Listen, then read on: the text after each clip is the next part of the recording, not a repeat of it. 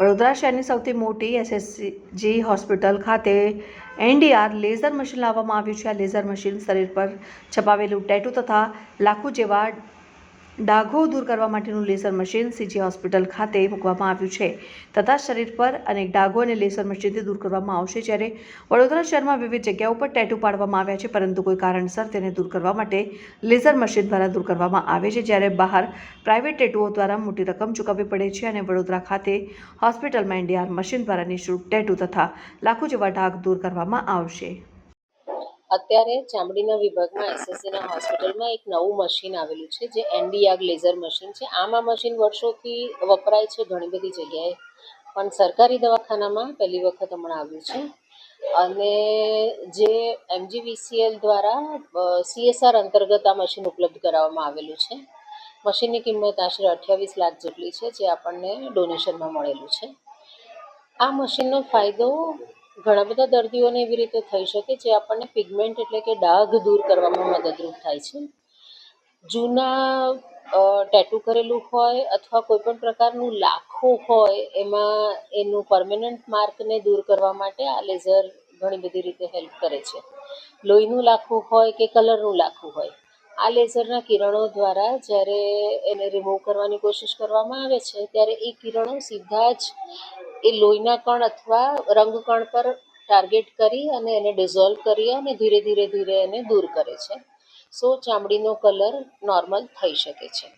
એવી જ રીતે ટેટુ કરાવેલું હોય અને કોઈ કારણોસર જ્યારે વ્યક્તિને છૂંદણું છૂંદાવેલું કે ટેટુ કરાવેલું દૂર કરાવવું હોય, મે બી કંઈક કલ્ચરલ એંગલથી કરાયું હોય કે કોઈ સામાજિક કારણસર ટેટુ કરાયું હોય ને જે નથી ગમતું અને કઢાવવું છે.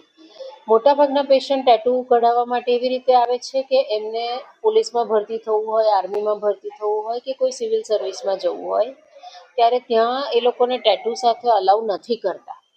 સો એવા દર્દીઓને પણ ટેટુ એ નોકરી લેવા માટે એની પાત્રતા કેળવવા માટે ટેટુ કઢાવવું પડતું હોય છે અને એવા દર્દીઓને આ ટેટુ અહીંયા હવે કાઢી આપવામાં આવશે. આ પ્રકારના લાખો કે ટેટુ જ્યારે ઘણા બધા દર્દીઓમાં શરીરના દેખાવવાળા ભાગ ઉપર એટલે કે ફેસ પર હોય કે હાથ પર હોય, તો એનાથી એમને ના ગમતા હોય કે સોશિયલ સ્ટિગ્મા આવતું હોય, તો એ લોકોને પણ આ રિમૂવલથી ક્વોલિટી ઓફ લાઈફ કે એમની મેન્ટલ હેલ્થ પર એનો પ્રભાવ પડી શકે. મોટાભાગે આ સારવાર આડઅસર બહુ જ ઓછી થાય છે અથવા લિમિટેડ થાય છે એવું કહી શકીએ. કોક દર્દીઓમાં ક્યારેક ઇન્ફ્લામેટરી રિએક્શન થોડુંક ટેમ્પરરી આવી શકે છે, ઓવરઓલ પછી જતું રહે છે. ક્યારેક જે દર્દીઓને સ્કાર બનવાની ટેન્ડન્સી હોય કે રૂઝાય ત્યારે ગાંઠ પડી જતી હોય કે ઘાના નિશાન બહુ ડીપ હોય, તો એવું સ્કારિંગ ફોર્મેશન થઈ શકે. અમારી ભાષામાં જે કિલોઇડની વાત કરીએ ને કે ગાંઠ થઈ જાય, જે દર્દીઓને ઘા રૂઝાતા ગાંઠ બનવાની ટેન્ડન્સી હોય, તાસીર હોય, એવા દર્દીઓમાં એનું રિએક્શન આવી શકે. અધરવાઇઝ ધીસ ઇઝ કન્સિડર્ડ, મોટાભાગે it is a safe procedure. આમાં દાખલ ના થવું પડે, ઓપીડી બેઝ પર પ્રોસિજર થઈ જાય. દર્દી આવે, એનેસ્થેશિયા લગાડી પ્રોસિજર કરીએ અને રિઝોલ્વ થઈ જાય. હા, આ એક સેશનમાં થઈ ના જાય, એના માટે મલ્ટિપલ સેશન લેવા પડે. આજે એક સેશન આપ્યું, 3-4 અઠવાડિયે રિપીટ કરીએ. એવી રીતે 6, 8, 10 જેટલું ડીપ પિગમેન્ટેશન હોય ને એટલા નંબર ઓફ સેશન્સ વધારે જરૂર પડે. બહાર થાય, ડિપેન્ડ્સ કે સિંગલ સેટઅપમાં છે કે કોર્પોરેટ સેટઅપમાં છે, કેવું હોય છે. પણ યુઝ્યુઅલી 3,000 થી 5,000 કે 10,000થી માંડીને એક સેશનનો ચાર્જ હોય.